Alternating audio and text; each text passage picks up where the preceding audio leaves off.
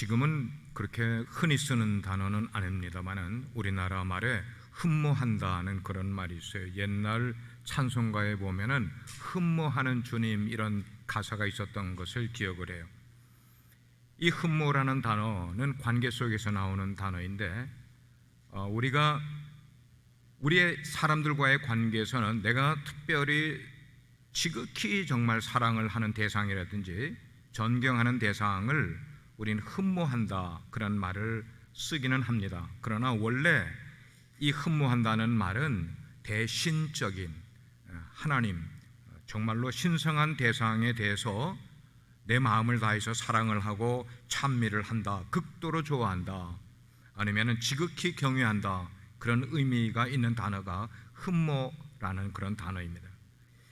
예배학에서는 이 하나님을 예배한다, 흠모한다 하게 되면은 하나님을 높이고 찬양하며 그리고 송축하려는 어떤 마음의 자발적인 열정을 표현할 때 그것을 흠모한다 그렇게 표현을 하는 거예요. 그래서 하나님을 흠모하는 예배야말로 하나님께서 예배자로부터 가장 받기를 원하는 그런 자세는 바로 흠모하는 예배를 하나님께서는 원하신다고 볼 수가 있어요. 이 흠모한다는 말이 21세기로 넘어오면서 하나님의 임재를 갈망한다 하는 그런 말로 대체가 되어서 요즘은 현대화로 진화가 되어서 사용되고 있다, 그렇게 이해를 하시면 되겠어요. 그러면 궁금한 것이 생기는 게 왜 그리스도인은 하나님을 흠모, 갈망해야만 합니까 하는 거예요. 왜 하나님을 우리는 갈망해야만 하는 걸까? 만약에 오늘 예배를 하는 여러분 한 분 한 분들이 정말 여러분의 마음 가운데 하나님의 임재를 갈망한다든지 하나님의 영광을 보기를 원하시는 분이 계시다면 오늘 말씀에 귀를 기울여 보시기를 바라요. 성경은 여러 군데에서 우리 하나님의 사람들을 꿈의 사람이라 그렇게 표현한 적이 많이 있어요. 구약 성경에도 신약 성경에도 우리 그리스도인들은 꿈을 꾸는 사람이다, 꿈의 사람이다. 그러면은 왜 그리스도인은 꿈을 꾸는 사람이라 그렇게 표현을 할까? 그리고 꿈을 꿔야 될 그 내용은 뭘까? 무슨 꿈을 꿔야 될까? 할 때에 우리 그리스도인들이 가장 사모해야 될 꿈은 사실 하나님의 영광을 보는 꿈을 우리들의 마음 가운데 꾸어야 한다는 말씀입니다. 아멘입니까? 예. 어떤 것보다도 이스라엘을 우리는 그 전에 히브리족이라 그러는데 히브리인들은 하나님의 임재를 쉐키나라는 단어를 썼어요. 쉐키나, 하나님의 영광 속에 들어간다, 아니면 하나님의 영광이 우리 가운데 함께 하신다, 쉐키나라는 그런 단어를 썼는데 하나님의 임재 속에는 반드시 하나님의 나타나심뿐만 아니고 하나님의 역사가 그 임재하심 속에 함께하게 되는 거예요.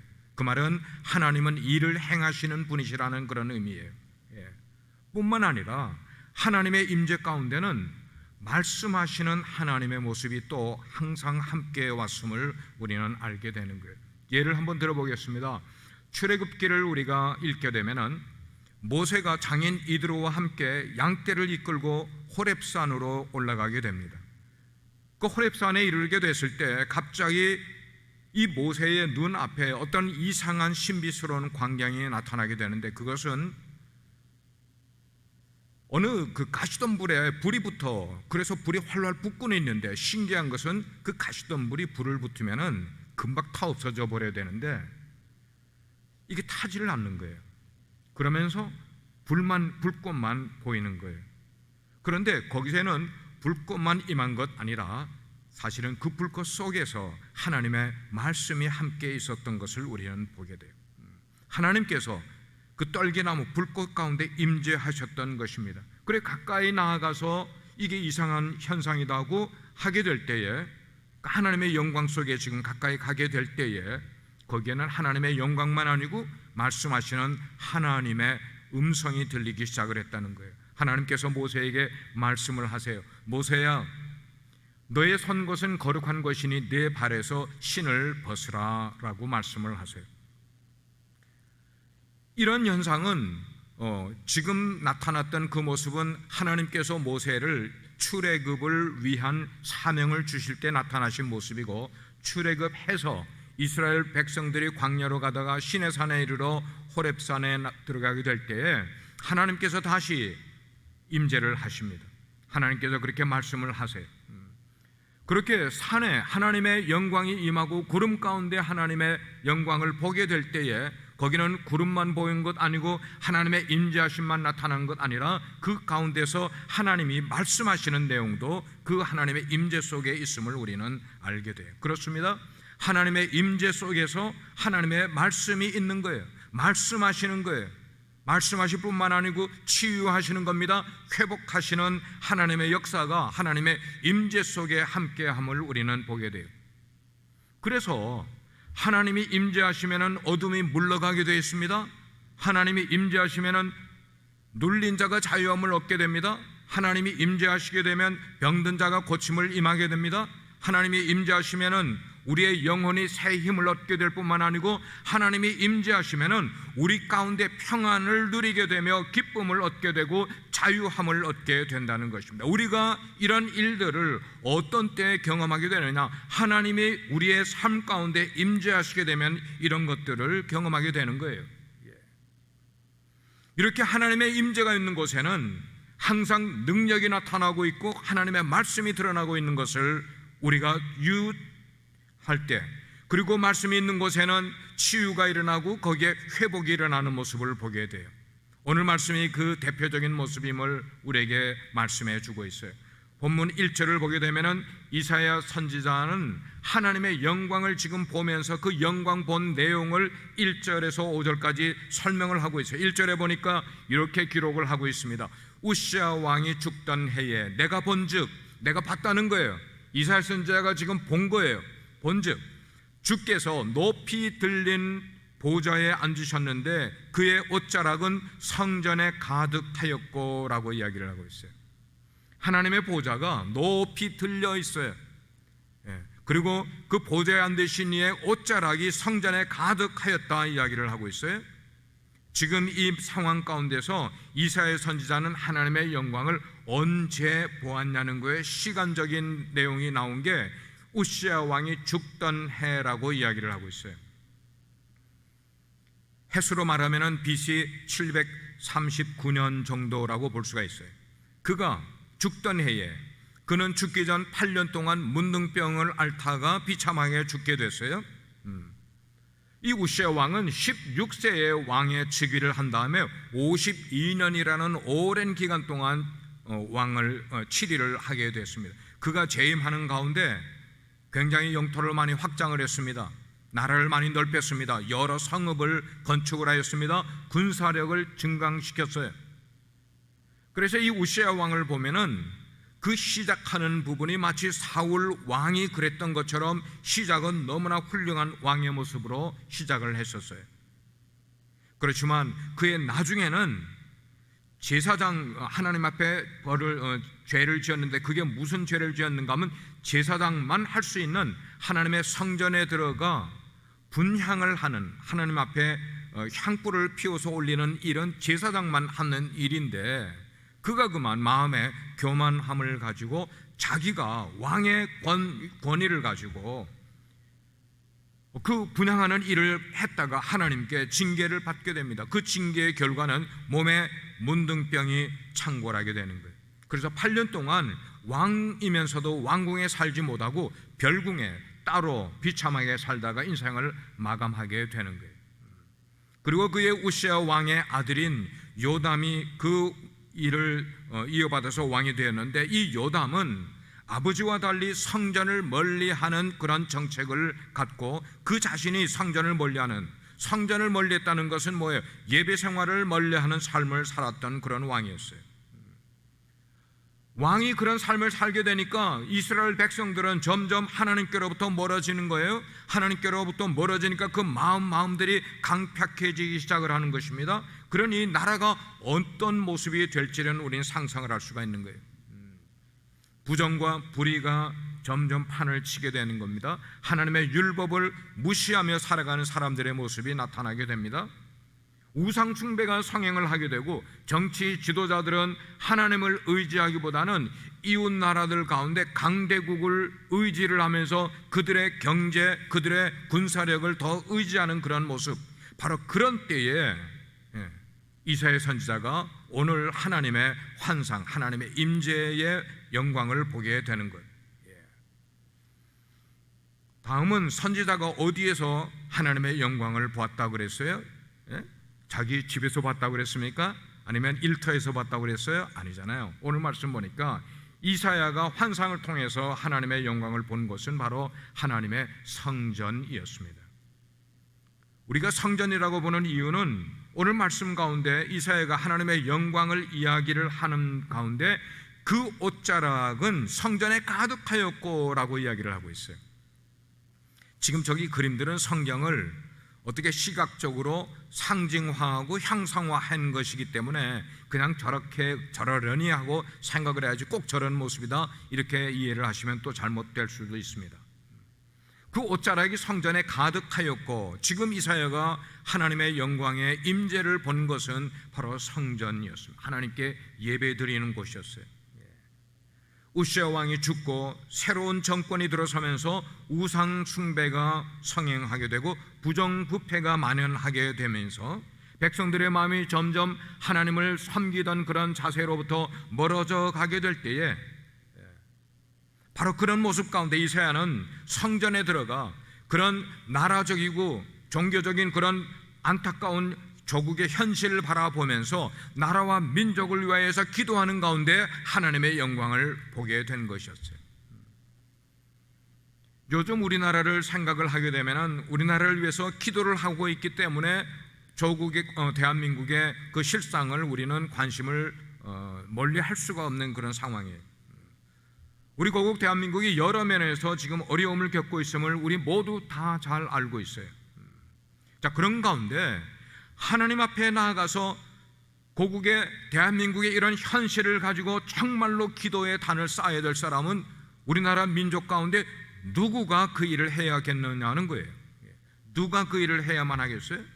당연히 하나님이 세우신 교회들과 하나님의 백성들인 성도들이 하나님을 흠모하는 그런 모습을 가지고 나아가서 나라를 위하여서 되어지는 그 모든 일들을 위해서 기도를 해야 될 텐데, 그래야 될 텐데 지금 우리 고국의 현실은 교회와 성도들이 하나님을 흠모하는 예배를 드릴 수 있는 상황조차도 만들어지지 못하고 있단 말이에요. 예배는 고사하고 일반 예배들조차 제대로 드리지 못한 채로 성도들의 마음조차도 하나님께로부터 많이 지금 멀어져 있는 그런 현실을 보게 될 때에 하나님 앞에 기도할 때마다 마음이 정말 안타까운 거예요. 다른 무엇보다도 이런 때에 하나님 앞에 나가 나라를 위하여서 민족을 위하여 기도할 사람들이 바로 성도들이고 교회들인데 교회가 그 일을 제대로 하지 못하는 현실이 너무나 마음이 안타깝다는 그런 표현이에요. 이런 때일수록 하나님의 백성들은 이사야 선지자처럼 하나님의 성전을 가까이 하면서 기도를 해야 되는데 말이에요. 기도를 해야 되는데 우리는 그냥 교회라는 울타리 안에 들어와서 이 예배당 안에 들어와서 예배만 드리면은 우리는 우리의 할 일을 다 했다고 생각을 하면 그거는 전혀 성경적이지 않은 것임을 알아야 돼요. 세상이 혼돈스럽고 그리고 어렵고 흔들리는 그런 모습이 될수록 우리는 세상을 등지거나 세상을 멀리해서는 안 되는 거예요. 오히려 이런 어려운 때에 세상을 위한 중보자의 자세로 하나님 앞에 나와 하나님 앞에 하나님의 임재를 갈망하면서 하나님의 음성에 귀를 기울이는 그런 때가 바로 지금이어야 된다는 말씀인 거예요. 하나님의 음성에 귀를 기울이는 예배자가 되어야 된다는 거예요. 이게 교회적으로 해야 될 일이라면 우리 개인적으로도 마찬가지입니다. 여러분의 삶이 힘들어지게 되고 마음 가운데 두려움이 생기게 되고 세상 되어지는 것들 가운데 마음의 어려움, 그래서 우울증이 생길 정도로 어려움이 생기게 될 경우에 여러분들이 먼저 친구를 찾아가거나 먼저 친정으로 발걸음을 옮기는 것보다 더 우리의 발걸음이 옮겨야 되는 것은 하나님의 영광이 임재하고 있는 교회로 나와서 기도해야 되는 때가 바로 이때라는 말씀입니다. 아멘입니까? 좀 크게 아멘 하세요? 그렇습니다. 우리 빛과 소금의 성도님들은 누구든지 하나님의 전에 나와서 기도하다가 하나님의 영광을 경험할 수 있는 성도들이 되기를 주의 이름으로 축원합니다. 그래서 한번 옆에 계신 분들하고 한번 여러분들이 인사를 나누게 될 때 한번 저를 따라 하시길 바랍니다. 성전에서 기도하다가 하나님의 영광을 볼 수 있기를 기대합니다.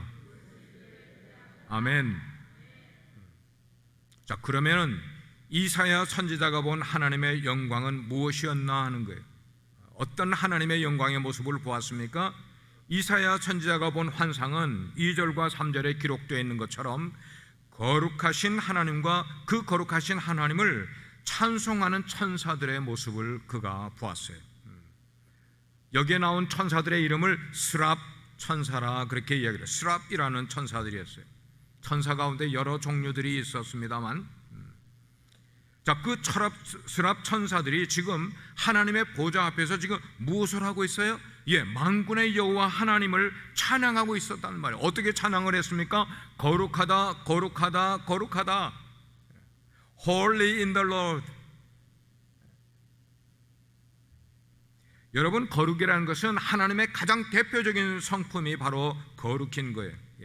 그런데 왜 천사들이 하나님의 여러 대표적인 성품 가운데 이 거룩성을 3번씩이나 계속해서 부르면서 하나님을 찬양했을까? 그 이유는 성부 하나님이 거룩하시기 때문에, 그리고 성자 예수님도 거룩하신 분이시고 성령님도 성령 하나님도 거룩하신 분이기 때문에 천사들이 하나님을 찬양할 때 거룩하다, 거룩하다, 거룩하다 그렇게 찬양을 했어요. 그렇습니다. 우리가 하나님을 찬양해야 될 근본적인 이유는 여러 모습으로 하나님을 찬양할 수 있지만 가장 중요한 것은 삼위일체의 하나님의 거룩하심을 찬양해야 될 줄 믿으시기를 바랍니다. 거룩함을 찬양해야 되는 거예요. 우리가 찬양을 할 때 어떤 다른 많은 요소들도 있지만 그러나 항상 거룩하신 하나님을 찬양해야 돼. 그래서 우리 찬송가에 보면은 1장부터 한 10여 장까지는 모든 찬송들이 다 거룩에 대한 찬송으로 시작되고 있지 않습니까? 왜 그래요? 시작을 할 때, 하나님을 찬양할 때는 거룩함을 먼저 찬양하라고 찬송가에도 그런 내용들이 나와 있는 것이에요. 그러므로 하나님의 임재와 영광을 보기 원하는 자는 우리 자신들도 거룩해야 되고 우리 자신들도 순결해야만 되는 거예요. 우리가 우리의 죄를 하나님 앞에 내어놓기 전에는, 만약에 내어놓지 않는다면 우리는 하나님의 영광을 볼 수도 없고 거룩하신 하나님을 찬양할 수도 없음을 우리는 알아야 되겠어요. 자, 천사들의 거룩성이 울려 퍼지게 되니까 성전에 하나님의 임재가 하나씩 둘씩 지금 모양으로 드러나기 시작을 하는 거예요. 4절에서 그 내용을 이렇게 설명을 하고 있어요. 문지방의 터가 요동을 하면서 성전에 연기가 충만하더라 그랬어요. 문지방이 요동하는 그런 장면을 한번 생각해 보시길 바랍니다. 이렇게 지금 하고 있는 묘사는 지금 그곳에 하나님의 임재가 지금 충만하게 임하고 있는 것을 이렇게 표현을 하고 있는 거예요. 성경에는 여러 곳에 하나님의 임재가 충만할 때의 모습을 우리에게 설명을 해주고 있어요. 시내산에서는 출애굽기를 보게 되면은 그곳에 임재하신, 시내산에 임재하신 그 하나님의 임재하심을 묘사하기를 뭐라고 묘사를 했는가 하면 산에 구름이 빽빽하고 연기가 충만하며 뇌성과 벼락이 치듯이 하나님의 음성이 불꽃 가운데서 들렸다 그랬어요. 하나님의 임재의 모습을 그렇게 표현을 하고 있어요. 오순절 마라가의 다락방에서 하나님의 임재가, 성령님의 임재가 그 가운데 함께 하실 때는 뭐라고 표현을 했는가 하면 그들이 빌기를 마침에, 기도하기를 마침에 모인 곳이 어떻게 했다고 표현하고 있어요? 진동했다고 표현을 하고 있는 거예요. 여러분, 이게 하나님의 임재가 우리 가운데 함께하게 될 때 일어나는 그런 어떤 그 시청각적인 그런 현상을 이야기를 하고 있어요. 우리 기독교의 한 종파 가운데 퀘이커 교도라는 교도가 있어요. 리차드 포스터라는 분은 그 퀘이커 교도인데, 그 퀘이커 교도는 왜 퀘이커라는 이름을 붙였는가 하면은 그들은 바로 이 구절들을 그들의 신앙에서 아주 중요하게 여기는 사람들이었어요. 그래서 하나님의 임재가 있을 때까지 그들은 기도를 합니다. 기도를 하고 누군가가 찬송을 인도를 하면은 찬송을 같이 부르는 거예요. 그러다가 하나님의 계시를 받은 사람이 그 공동체 안에서 일어나 설교를 하기 시작하면 다른 지체들은 그 설교를 듣기 시작을 하는 거예요. 그러다가 또 기도를 하게 되고, 그러는 가운데 그들이 뭘 경험하는가 하면 말하자면 진동하는 그런 것들을 그들의 예배 속에서 경험하는 사람들, 그래서 그들을 일컬어서 퀘이커 흔들다는 말이잖아요. 그렇게 퀘이커가 나온 거예요. 그러면 오늘 본문에서는 언제 문지방에 터가 요동을 하고 연기가 충만해졌습니까? 천사들이, 스랍 천사들이 하나님을 찬송하게 될 때에, 그때에 하나님이 계신 그곳에, 하나님이 임재하시는 바로 그곳에, 그렇죠. 우리 하나님께서는 찬송 중에 거하시는 하나님임을 꼭 기억하시길 바랍니다. 시편 22편 3절에 보면 이런 말씀이 있어요. 이스라엘의 찬송 중에 거하시는 주여, 주는 거룩하시니이다. 찬송하면 항상 거기에 거룩이라는 단어가 따라갔음을 우리는 알게 돼. 그러므로 우리가 찬송하면서 하나님 앞에 나아가면은 어디로 우리가 임하게 되는 거예요? 하나님의 임재 속으로 들어가기가 너무 쉬워지는 거예요.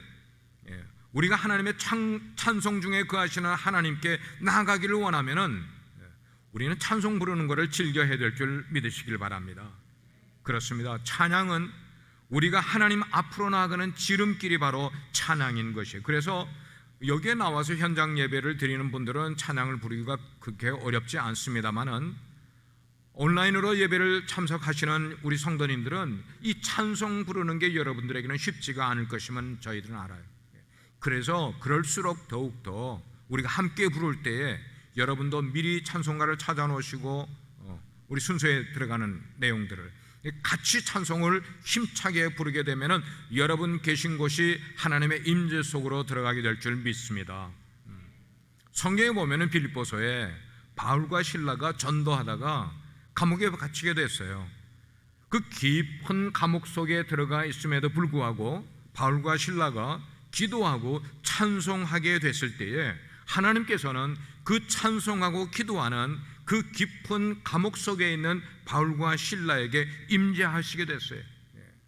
하나님이 임재하시니까 거기는 뭐가 일어난다고요? 역사가 일어나게 되었습니다. 그러자 옥문이 열리게 됐습니다. 그들을 묶고 있던 족쇄가 풀려나는 역사가 일어나게 되는 거예요. 바로 이런 점입니다.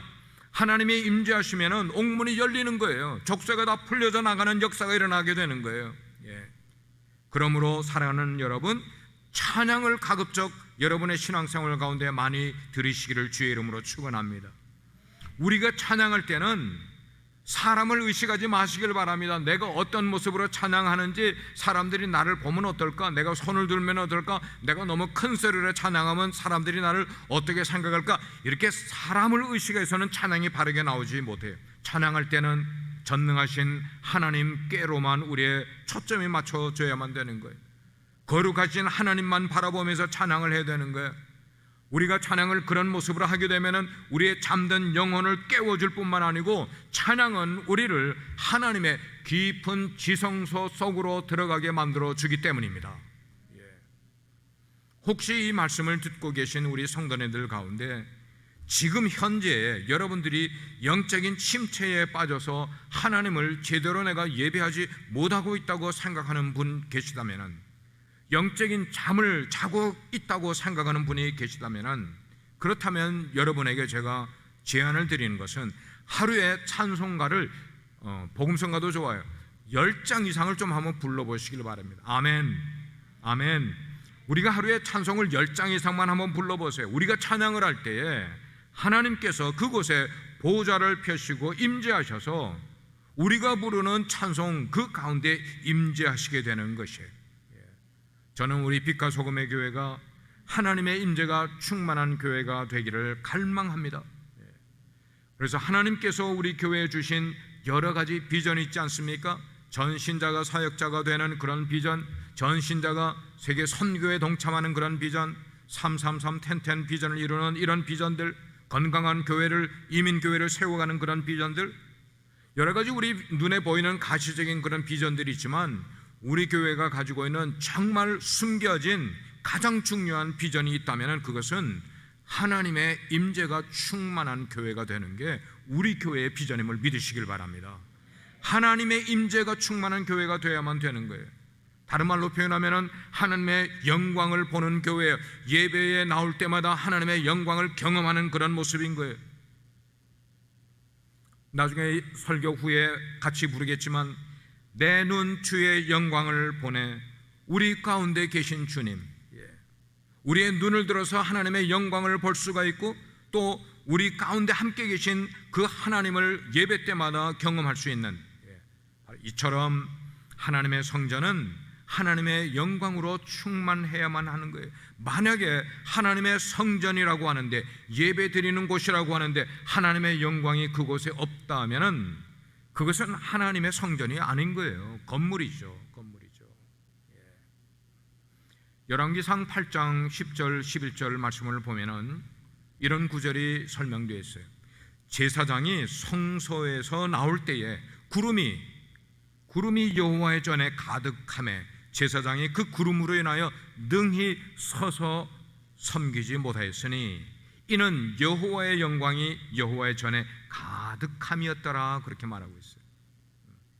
여러분, 이것은 하나님의 임재가 얼마나 그 여호와의 전에 가득했었는지, 제사장이 그 성소에서 하나님을 섬기려고 하는데 빽빽한 구름 때문에, 가득한 여호와의 영광의 은혜 때문에 거기서 감히 서서 하나님을 섬기지 못하더라, 그런 말씀이 나와 있어요.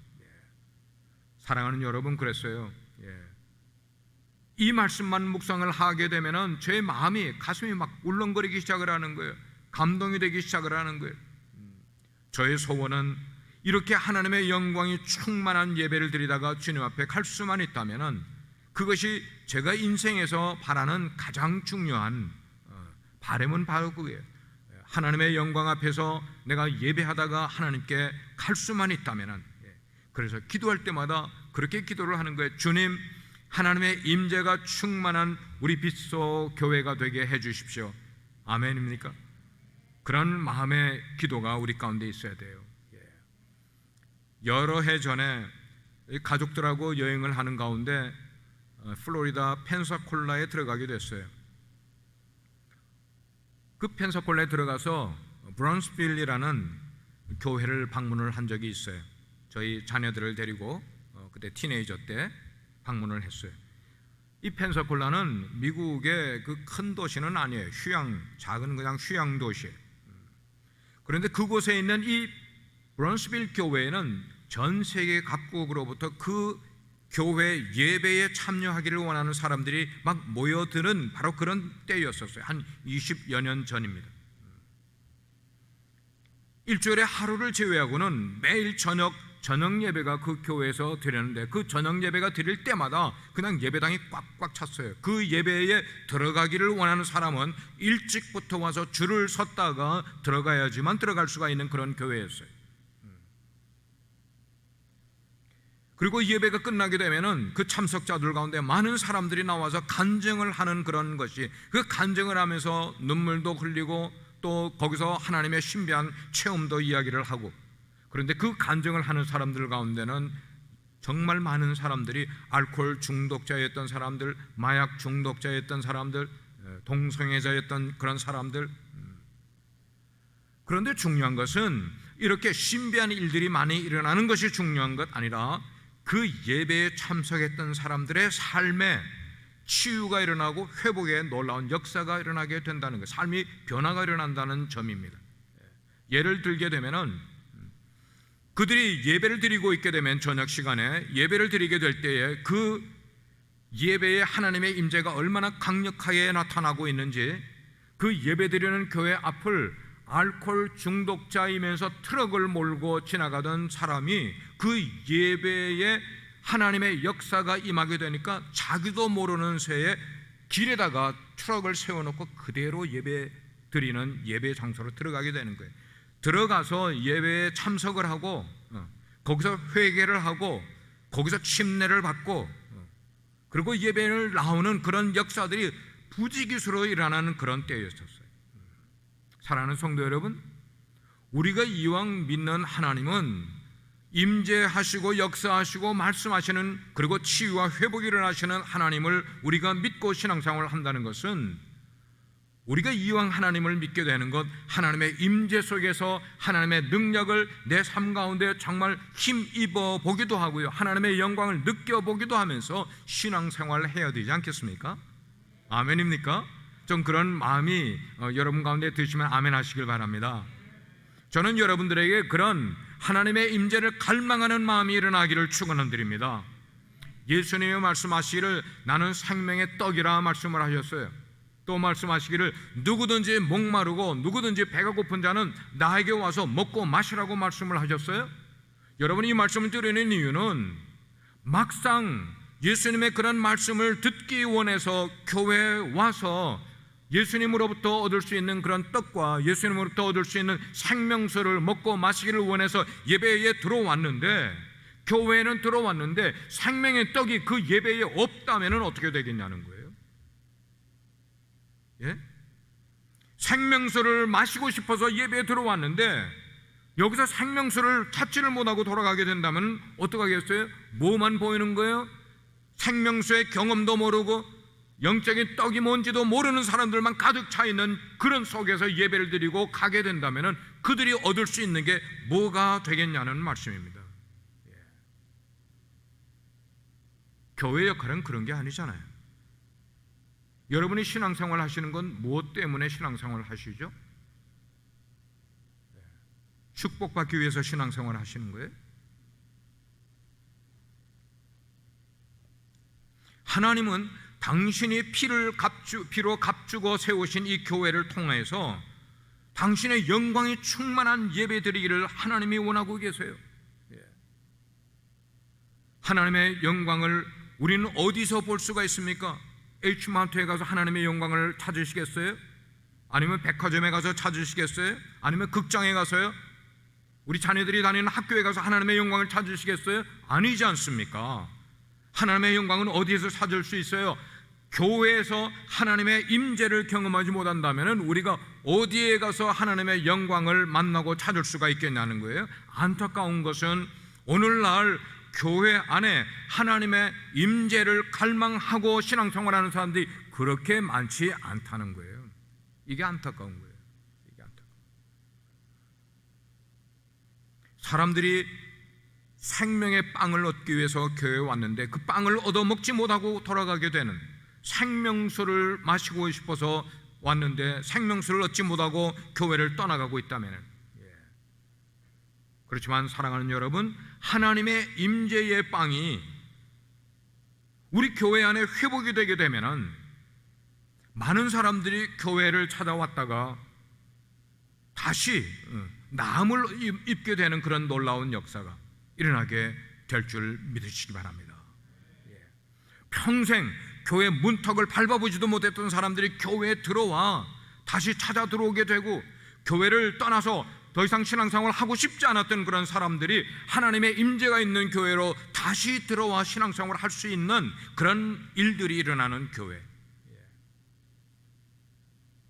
사랑하는 우리 성도 여러분, 하나님의 백성들에게 저주가 있다면 그것은 하나님의 영광이 우리를 떠나게 되면 그게 바로 우리에게는 저주임을 알아야 되는 거예요. 사무엘상 4장에 보면은 참 무서운 이야기가 나와 있어요. 거기 보면은 엘리 제사장의 며느리가 등장을 하는데, 이 며느리가 아기를 가졌는데 아기를 가져 있는 동안에 시아버지와 자기 사랑하는 남편 비느하스가 죽게 됩니다. 그 소식을 듣게 됩니다. 그랬을 때 이 며느리가 아기를 낳으면서 아기를 받아주는 그 하녀들에게 이야기하기를, 이런 이야기를 하고 그는 죽어버립니다. 내 아이가 태어나거든 아이의 이름을 이가봇이라고 만들라, 그렇게 이가봇이라 하라. 이 이가봇이라는 뜻은 뭐냐면 하나님의 영광이 여기서 떠나갔다는 그런 말이에요. 하나님의 영광이 엘리 제사장 가문에서 떠났고 하나님의 영광이 우리 이스라엘 민족에게서 떠났다는 그런 뜻이 뭐냐면 이가봇이라는 그런 말이에요. 좀 무섭죠? 여러분, 이 세상에는 하나님의 영광을 보는 교회가 있고 하나님의 영광을 보는 성도들이 있는 반면에 하나님의 영광이 떠난 가정이 있고 하나님의 영광이 떠난 교회도 있음을 우리는 알아야 됩니다. 우리는 어떤 가정을 꾸려야 되겠고 어떤 교회를 섬겨야만 하겠습니까? 오늘 말씀을 종합합니다. 우리 빛과 소금의 교회는 하나님의 영광을 갈망하는 교회가 되어야만 하겠습니다. 아멘. 다시 한번 이야기합니다. 우리 빛과 소금의 교회는 하나님의 영광을 갈망하는 교회가 되어야만 하겠어요. 우리 모두가 다 하나님의 임재를 사모하고요, 하나님의 얼굴을 갈망하는 성도들이 되어야만 되겠어요. 하나님께서는 지금도 그렇게 당신을 갈망하는 자를 찾고 계시다는 말씀입니다. 하나님께서는 우리가 성전 뜰악만 밟고 돌아가는 사람이 되지 않기를 원하고 계세요. 하나님이 원하시는 것은 당신이 임재한 깊은 지성소까지 들어와 하나님을 경험하고 이 자리를 떠나기를 하나님이 원하고 계시다는 거예요. 하나님은 성경 말씀에 의하면 사모하는 영혼을 만족해 하여 주시고 줄인 영혼을 채워주신다고 말씀을 하셨어요. 그 영광의 하나님을 우리 예배에서 경험하는 우리 빛소 모든 공동체가 되기를 사모하는 마음으로 다 같이 오늘 아까 제가 제시한 그 찬송을 여러분과 한번 같이 불러보도록 하겠어요. 한번 부를 때 정말 우리 찬송 중에 거하시는 하나님께서 우리 예배에 함께 하시기를 원하고 우리 가정에 함께 하기를 원하는 간절히 사모하는 마음을 가지고 내 눈 주의 영광을 보내 한번 힘차게 불러보시기 바랍니다.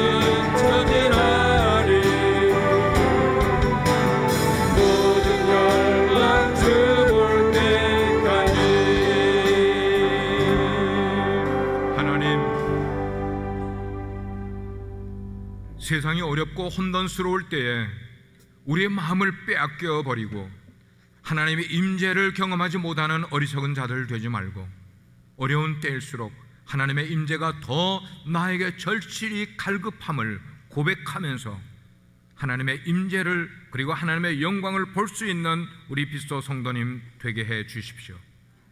우리의 있는 곳에서, 우리의 일터에서, 그리고 예배하는 곳곳마다, 기도로 모이는 곳곳마다 하나님의 영광이 그들과 함께하여 주셔서 세상을 이기고 이 혼란스러운 사태를 이겨낼 수 있는 믿음을 허락해 주시옵소서.